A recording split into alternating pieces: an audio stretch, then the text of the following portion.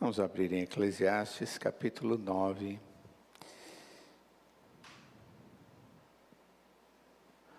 O livro de Eclesiastes, o livro de Salomão, é um livro de sabedoria, classificado como um livro de sabedoria. É um livro escrito por alguém que recebeu de Deus como solicitação sabedoria. E ele trata de assuntos que têm a ver com existência, a sua própria existência e a busca do entendimento da existência humana. E com isso, ele trata de assuntos que são muito próprios da vida humana. Alguns dizem que o livro de Eclesiastes é um livro que a gente tem muita dificuldade de ler, e é verdade, de ler e estudar. Eu já tive a oportunidade de ensinar o livro de Eclesiastes uma vez. Aqui no capítulo 9, nós encontramos o autor, o Coelê, o pastor, dizendo assim: deveras me apliquei a todas essas coisas para claramente entender tudo isso, que os justos e os sábios e os seus feitos estão nas mãos de Deus. E se é amor ou se é ódio que está à sua espera, não sabe o homem. Tudo lhe está oculto no futuro. Tudo sucede igualmente a todos, o mesmo sucede ao justo e ao perverso, ao bom, ao puro e ao impuro, tanto ao que sacrifica como ao que não sacrifica, ao bom como ao pecador, ao que jura como ao que teme o juramento. Este é o mal que há em tudo quanto se faz debaixo do sol. A todos sucede o mesmo. Também o coração dos homens está cheio de maldade. Nele há desvarios enquanto vivem. Depois, rumo aos mortos. Para aquele que está entre os vivos, há esperança, porque mais vale um cão vivo do que um leão morto. Porque os vivos sabem que hão de morrer, mas os mortos não sabem coisa alguma, nem tampouco terão eles recompensa, porque a sua memória jaz no esquecimento. Amor, ódio e inveja, para eles já pereceram.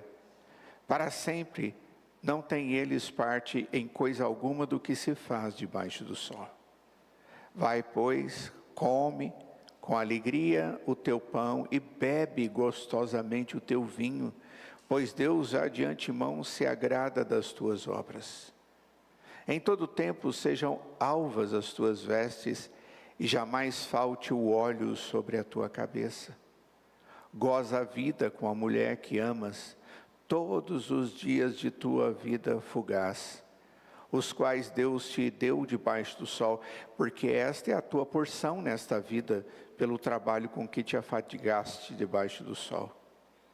Tudo quanto te vier à mão para fazer, faze-o conforme as tuas forças, porque no além, para onde tu vais, não há obra, nem projetos, nem conhecimento, nem sabedoria alguma.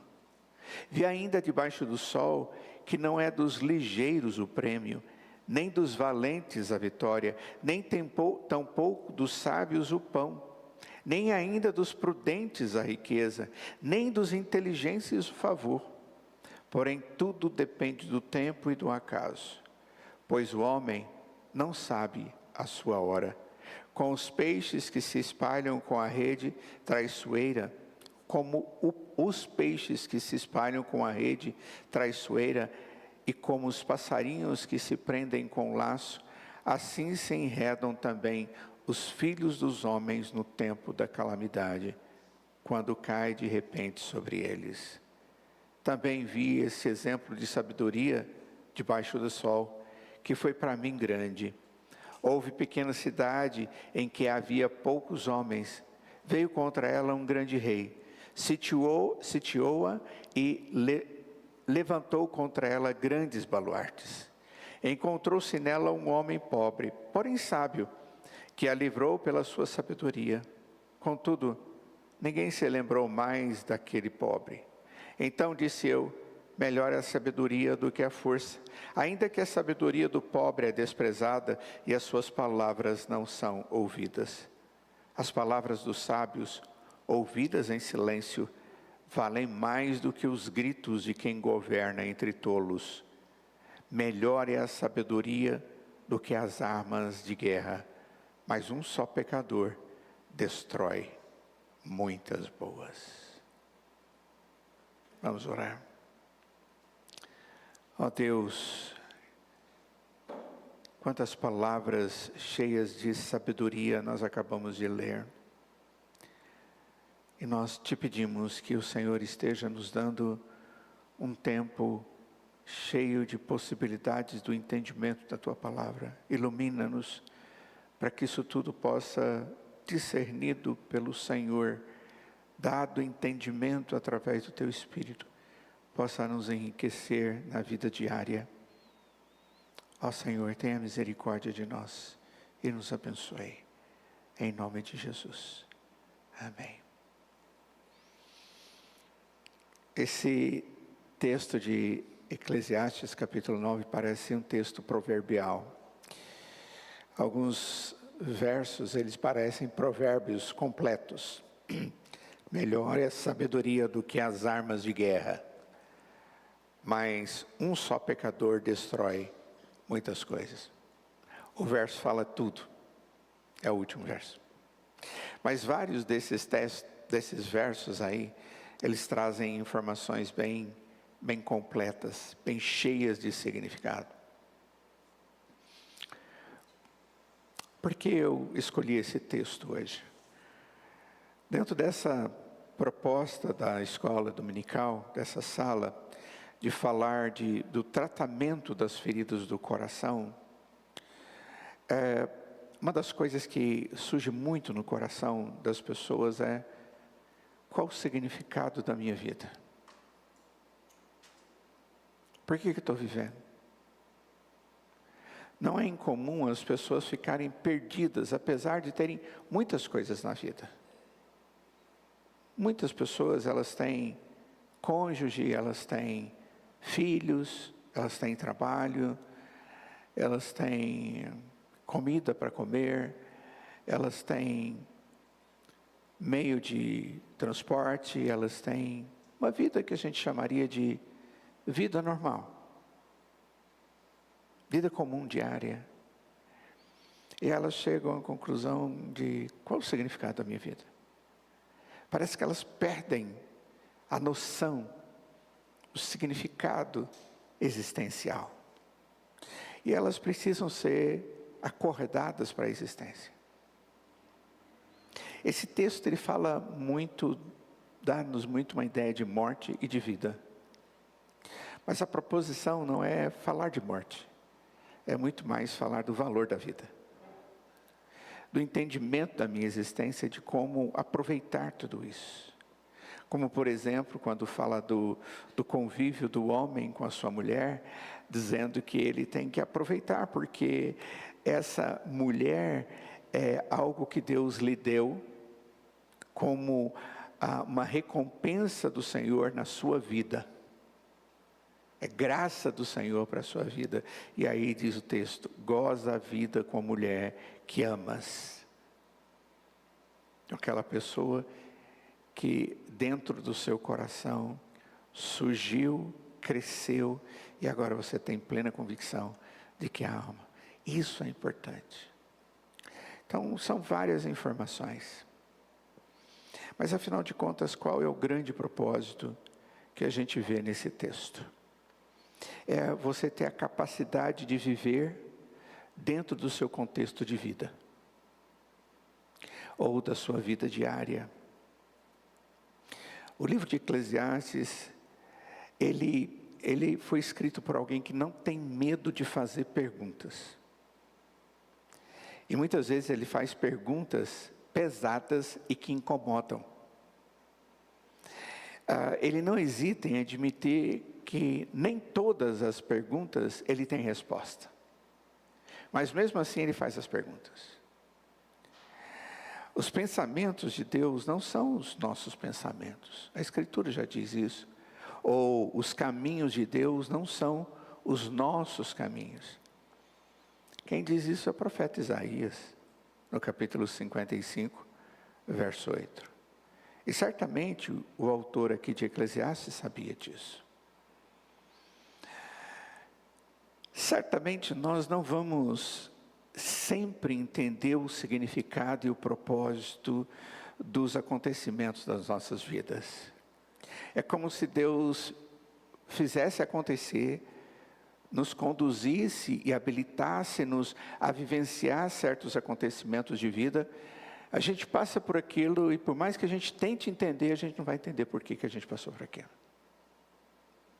A gente diz, lá na frente a gente vai entender. Mas muitos deles a gente passa, suprido, sustentado, abençoado, acolchoado por Deus dos lados, em todo lugar, para a gente passar por aquilo, porque eu sabia que eu não dava conta sozinho. Mas lá na frente eu falo, eu não conseguia ainda entender por que Deus pôs esse episódio na minha existência. Mas Deus teve propósito.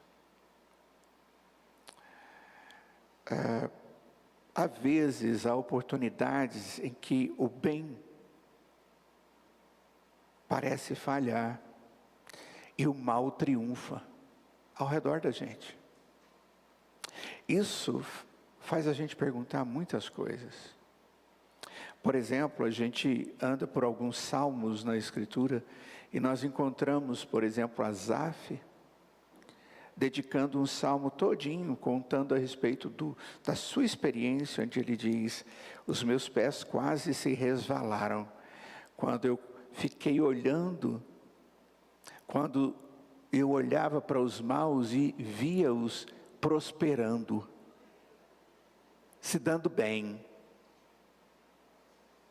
enriquecendo, gordos de tanto comerem, rosadinhos, todos tranquilos, fazendo maldade em cima de maldade. E eu que mantive a minha vida santa, não tenho as coisas que eles têm. Quantas vezes a gente olha de lado e diz, puxa, eu sou piedoso e a minha vida é tão dura, diferente daqueles que fazem coisas impiedosas. A grande verdade é que nem sempre Deus dá-nos respostas. Muitos questionamentos, eles vão permanecer no nosso coração e na nossa mente. Mas o autor de Eclesiastes, ele mostra que por mais que a vida seja difícil, ela vale a pena. E a gente tem que aprender a vivê-la. E quem nos ensina é Deus. E a gente precisa aprender inicialmente de que a nossa vida está nas mãos de Deus. E esse é o primeiro ensinamento que a gente precisa ter. Vamos voltar para o texto? Capítulo 9, verso 1.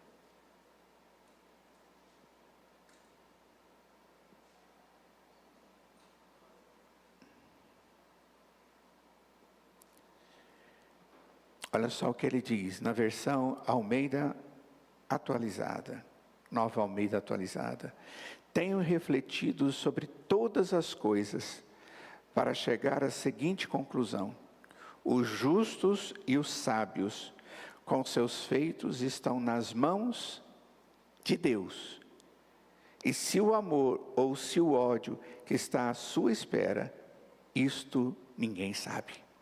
Ninguém sabe o que vai acontecer. A primeira conclusão que o autor traz é, seja quem for, se é justo, se é sábio, se é alguém, seja qual for a pessoa, estão todos nas mãos de Deus.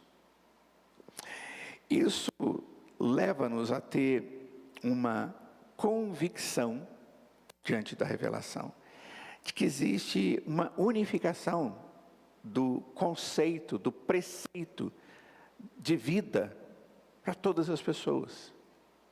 Não existe uma única pessoa que existe sobre a face da terra, sendo ele servo de Deus ou não, que não esteja na mão de Deus ou não dependa de Deus para existir. Tipo, o incrédulo depende de Deus para respirar e para existir. O cristão, ele depende de Deus para respirar e existir. Para ter, fazer, possuir ou deixar de possuir. Essa semana alguém estava me agradecendo por alguma coisa. Eu disse, para. Por favor, para. Ele disse, mas eu sou grato. Eu disse, olha, tem um texto na Bíblia onde o apóstolo Paulo diz assim, o que é que você tem que você não recebeu? Em última instância, quando a gente age favoravelmente a outra pessoa, a gente só age favoravelmente para outra pessoa porque a gente recebeu. Em última instância, quem está dando e está me usando é o Senhor. Eu preciso entender isso. E as outras pessoas precisam entender isso. Tudo bem, obrigado. Mas obrigado porque você me deu oportunidade de ser um instrumento nas mãos de Deus. Só isso. Nada mais do que isso. Eu não posso me arrogar por ser aquele que faz. Eu fico escandalizado, eu confesso, com uma doutrina, que nem cristã é, claro, que entende que a salvação vem pelo mérito daquilo que ele dá para os outros, o acudir dele para com os outros. Como se isso pudesse aperfeiçoá-lo e ajudá-lo a ir para uma qualidade maior de existência. Nem é salvação o termo usado. É impossível diante da ótica de Deus. A vida, a existência, é isso que o autor está dizendo, e é verdade, ela está nas mãos de Deus. Não é nem aquilo que eu tenho, mas a existência. Ele está no controle de todas as coisas.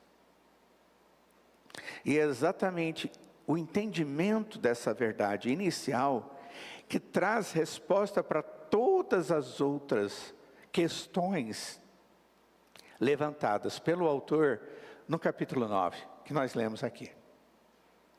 A vida está nas mãos de Deus.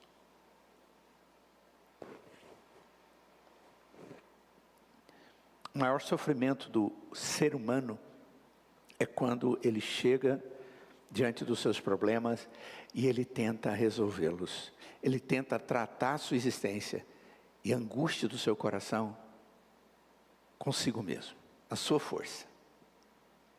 E normalmente ele bate na porta para o aconselhamento, ele diz, eu estou aqui porque eu já não aguento mais, eu estou aqui porque eu já tentei de tudo, eu estou aqui porque é a última cartada, é o último tiro. Eu deveria ter compreendido que Deus, é Ele que tem a minha vida nas suas mãos. E é exatamente isso que o autor começa dizendo aqui no texto. É a primeira coisa. É isso que significa que eu devo compreender. Devo completamente compreender. E se eu não compreendo isso, se eu não compreendo esta verdade inicial, básica, eu vou naufragar. Porque não existe alívio de alma. Eu estou sozinho. Porque o outro que poderia te ajudar, a primeira bala que ele tem para soltar em cima de você, para te ajudar, é também essa verdade. Você está nas mãos de Deus. Nossa, mas é só isso que você tem para me falar? Inicialmente é.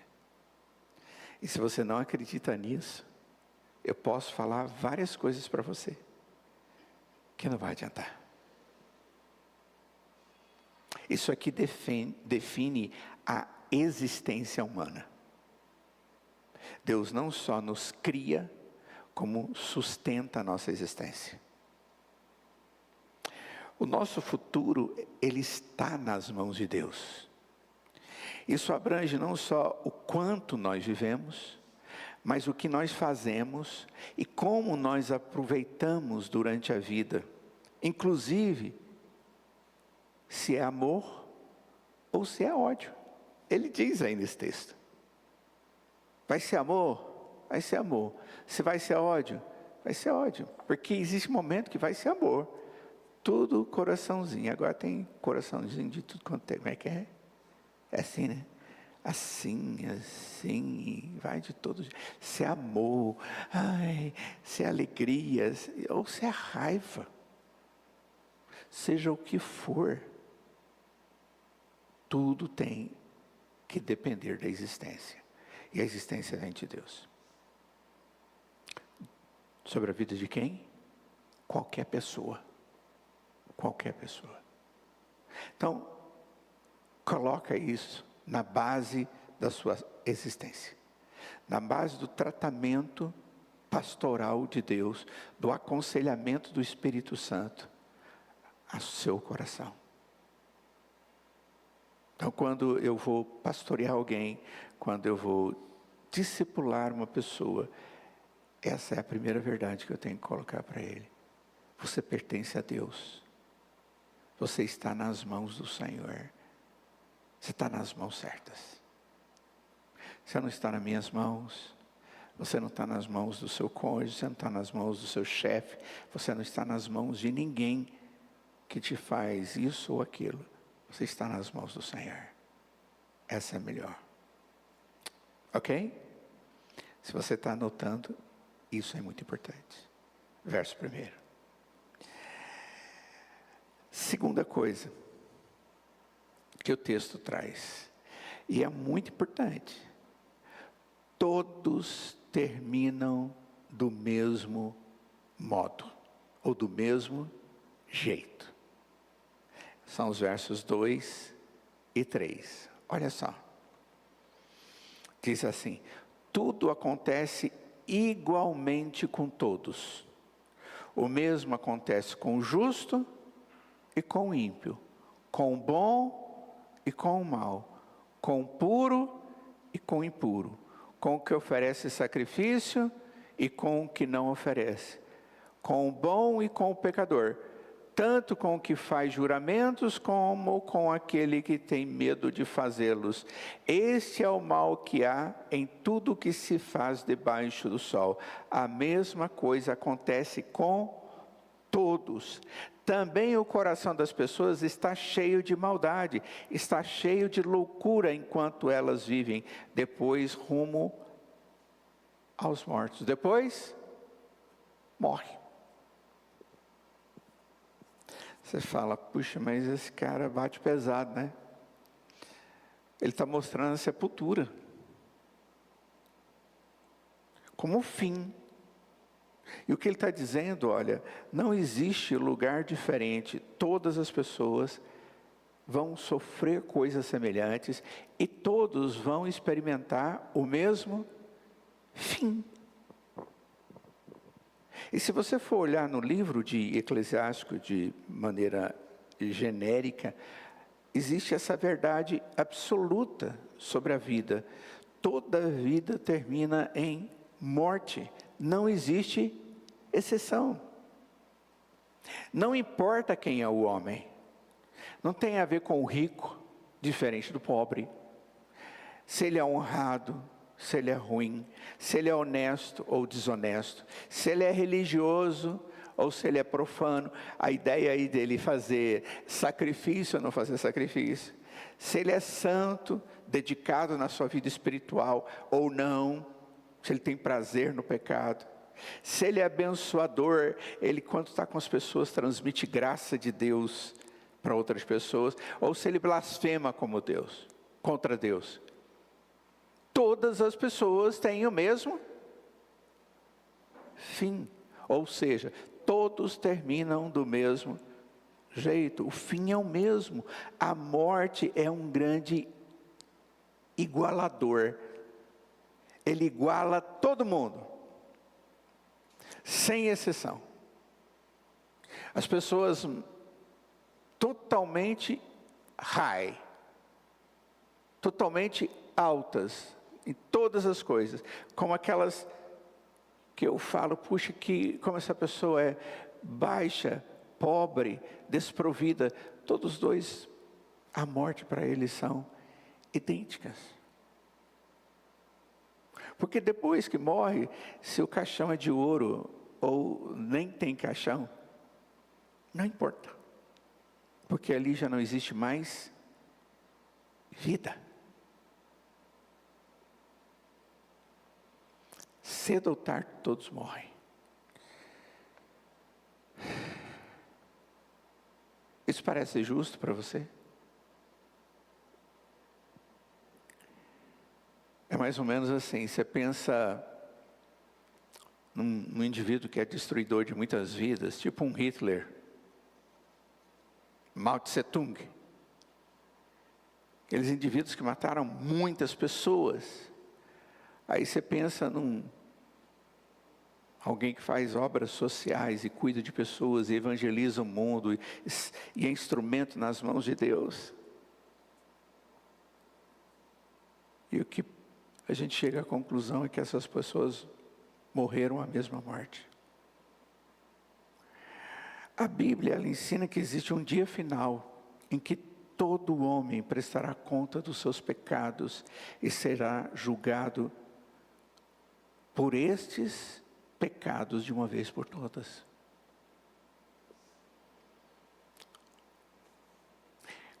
Salomão aqui não foi revelado para ele como essas coisas iriam acontecer. Em momento algum. Não foi revelado ainda nos dias de Salomão. Ele olha a vida somente na perspectiva de debaixo do sol, que é a expressão que ele usa o tempo inteiro. Esse é o aspecto da sua argumentação. Você tem um tempo limitado, você precisa fazer uso da sua vida, então use-a com sabedoria. Esse é o segundo ponto. Qual é o primeiro? Nós estamos nas mãos de Deus. Segundo, todos temos o mesmo fim. Tá? Não importa se você é bom ou ruim, a morte vem para todo mundo. O que vai nos diferenciar é a graça da salvação, mas a morte vem para todo mundo. Terceira coisa, então diante disso, enquanto vivemos antes que a morte venha, é o que ele vai falar. Quais são os benefícios da nossa vida? Puxa, eu preciso saber disso. Eu preciso aprender quanto a isso. Vamos lá para o texto. Verso 4 ao verso 6. Para aquele que está entre os vivos há esperança. Olha só, ele já começa diferente. Ele termina no verso 3 com a palavra... Como é que está aí na sua versão? Palavra mortos. Mas aí ele começa o verso 4, para aquele que está vivo, ou entre os vivos, existe esperança. Oh, que maravilha! Porque mais vale um cão vivo do que um leão morto. Isso aqui virou até ditado, gente. Tem muita gente que usa isso aqui como se fosse um ditado. Mais vale um cão vivo do que um leão morto. Porque os vivos sabem que vão morrer, mas os mortos não sabem nada e não têm nenhuma recompensa a receber, porque a memória deles já foi por esquecimento, jaz no esquecimento. Amor, ódio, inveja para eles já não existem mais. Eles estão afastados para sempre de tudo o que se faz debaixo do sol. Então, você observe bem, ele está enfatizando a existência, ele está enfatizando o debaixo do sol. E essa é uma expressão muito comum para o autor. Debaixo do sol é o dia a dia. É o que acontece corriqueiramente. Então, o que ele está apontando aqui são os benefícios de eu viver. Mais vale um cão vivo do que um leão morto. Para aquele que está entre os vivos há esperança. Mas essa esperança aqui, contando das coisas materiais, só até a cova. Eu tenho que ter muito cuidado, porque a gente se preocupa muitas vezes só com aqui. E aí eu estou tão preocupado em viver a minha vida daqui, que eu esqueço que a minha morada, ela não é aqui. A minha morada é eterna, nos céus. E você sabe que lá nos céus nem é você que vai construir a sua casa? Se você pensa que lá é você que vai preparar tudo, o Senhor Jesus diz: eu vou para lá e vou preparar morada para vós. Ou você já imaginou isso? Alguém aqui já ganhou uma casa? E chegar lá, e a ideia é, ele vai me receber naquele lugar, ele vai me colocar onde eu vou viver para sempre. E ele vai me colocar no local onde eu vou estar facilmente em comunhão com ele e com as pessoas. E todo mundo vai ter paz, alegria, não vai ter pecado, não vai ter constrangimento nos relacionamentos interpessoais. E vai ser tudo glória. Porque Ele está preparando. Mas eu estou muito mais preocupado com aquilo que eu tenho aqui. Apesar de que Ele vai falar do aqui. Ele não vai desprezar o aqui.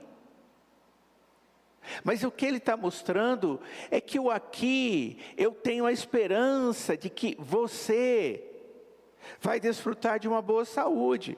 Ele vai falar: olha, você vai apaixonar, você vai se casar, você vai ter filhos, você busca uma carreira bem-sucedida. O que você quer? Qual a sua esperança? Conquistar certas ambições de existência. Mas quando você morre, todas essas esperanças, e por tudo isso que você trabalhou, imediatamente, pum, acabou. Você pode desfrutar dessa vida, mas quando tiver acabado, todas as aspirações desse mundo serão abandonadas.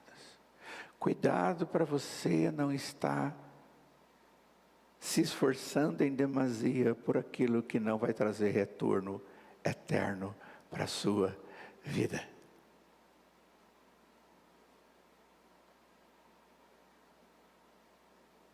Ok? Deus tenha misericórdia de nós.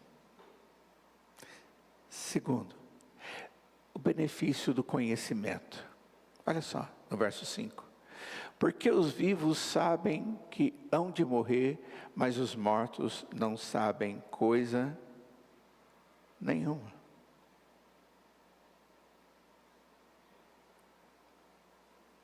A outra versão é: porque os vivos sabem que vão morrer, mas os mortos não sabem nada e não têm nenhuma recompensa a receber.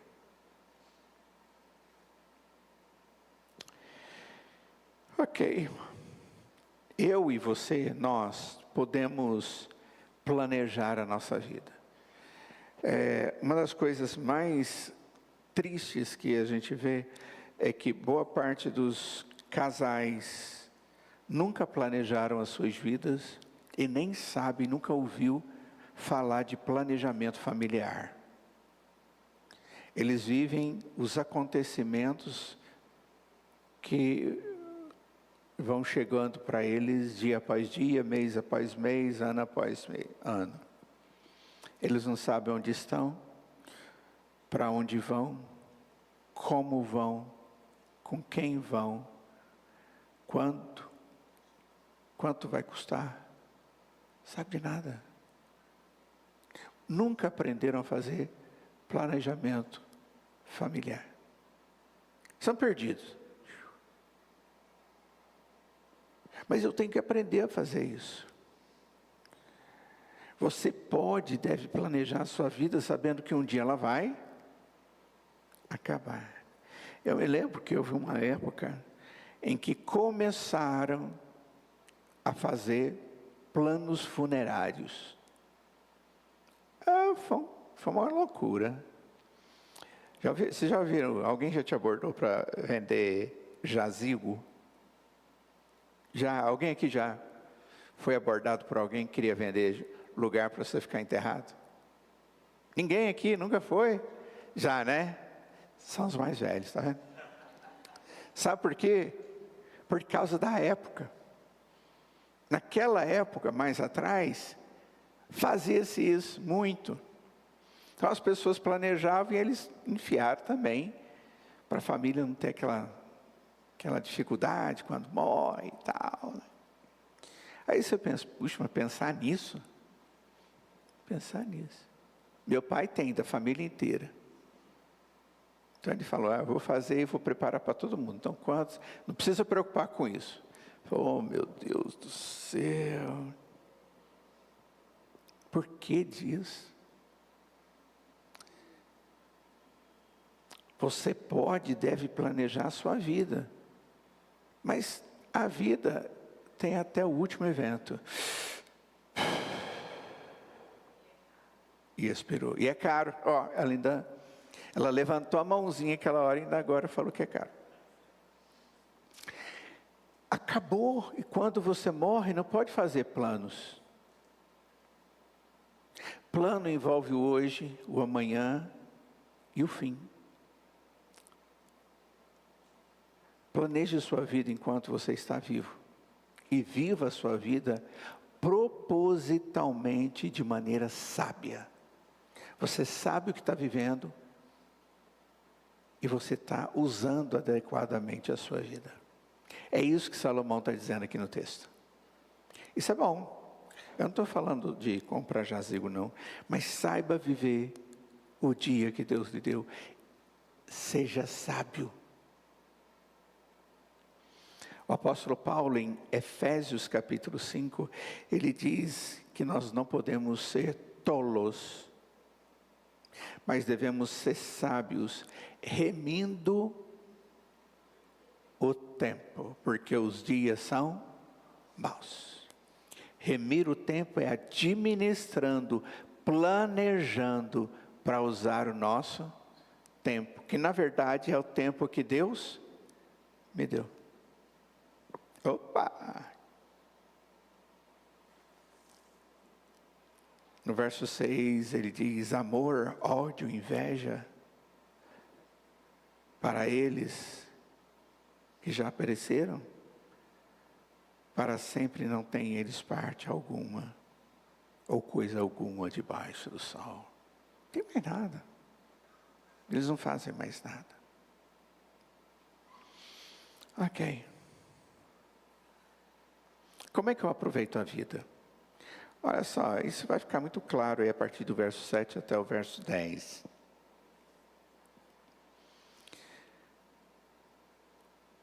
E eu não vou andar mais nisso aqui. Semana que vem a gente vai ver isso. Mas é muito interessante porque qual é a proposta de Salomão? A proposta de Salomão é dar um choque de realidade nas pessoas. O que é choque de realidade? É fazer com que as pessoas que estão ali sendo pastoreadas, e ele sendo o coelê, o pastor, coelê é a expressão, né, do hebraico, ele quer que as pessoas saibam ter a vida que Deus dá, saibam e aproveitem o fato de estarem na mão de Deus. Aproveitem isso para a existência ter significado. E tenham consciência que esse significado aqui depende desse que tem você nas mãos. E você precisa aprender para viver cada dia. Porque vai chegar um tempo, e chega para todo mundo, e esse tempo significa morte. Você já viu que a gente não planeja essas coisas? Que Deus nos dê sabedoria. Semana que vem a gente fala sobre o aproveitamento da vida, a partir do verso 7. Se Deus quiser, a gente termina esse texto. Vamos orar? Ó Senhor, obrigado porque essa advertência, essa orientação, esse despertar de Salomão para nós, nos leva a valorizar a obra que o Senhor tem feito em nós. Obra de amor, de graça, que redunda em salvação. Uma salvação, ó Pai, que tem a ver com hoje, tem a ver com amanhã, e tem a ver, ó Pai, até mesmo com a eternidade. Ensina-nos, ó Pai, a aproveitar toda a bondade do Senhor para a nossa vida. Ensina-nos a valorizar os presentes que o Senhor tem nos dado, a sua graça. Fortalece a nossa fé, Senhor. Livra-nos de sermos aqueles que desonram as coisas que o Senhor tem colocado sobre nós. Abençoa o dia do Senhor, esse domingo, e prepara-nos para o culto dessa noite. Em nome de Jesus. Amém.